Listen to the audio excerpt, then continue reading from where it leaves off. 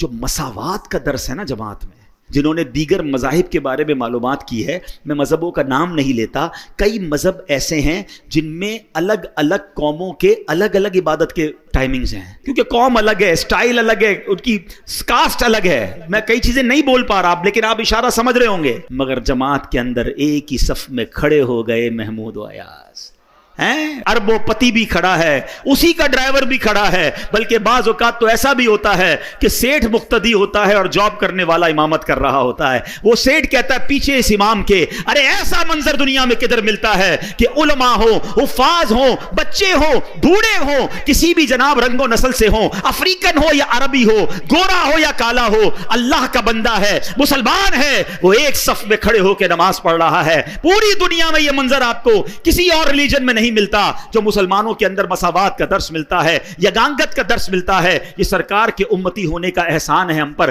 جب یہ منظر میرے رب کی رحمت ملاحظہ کرتی ہوگی، کیسی رحمتیں برستی ہوں گی۔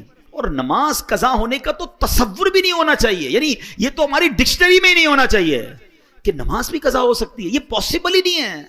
آپ اگر چاہیں گے نا نماز پڑھنا، راستے خود نکلیں گے۔ آپ ٹرین میں بھی پڑھ لو گے، آپ جہاز میں بھی پڑھ لو گے، آپ بس اگر چاہتے ہیں۔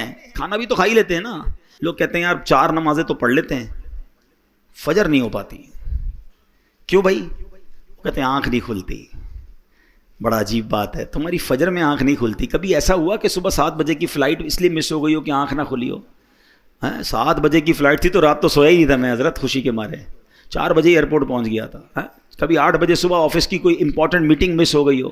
اسکول پہنچ جاتے ہیں ٹائم پہ، کالج پہنچ جاتے ہیں، نماز ہی مس ہوتی ہے، آفس میٹنگ پوری ہو جاتی ہے، فلائٹ ٹرین سب ملتی ہے۔ اس کا مطلب کیا ہوا کہ جو امپورٹنس فلائٹ کی، ٹرین کی، میٹنگ کی ہے، وہ امپورٹنس آپ کی زندگی میں نماز کی ابھی ہوئی نہیں ہے، ورنہ کچھ بھی ہو جائے نماز کیسے چلی جائے۔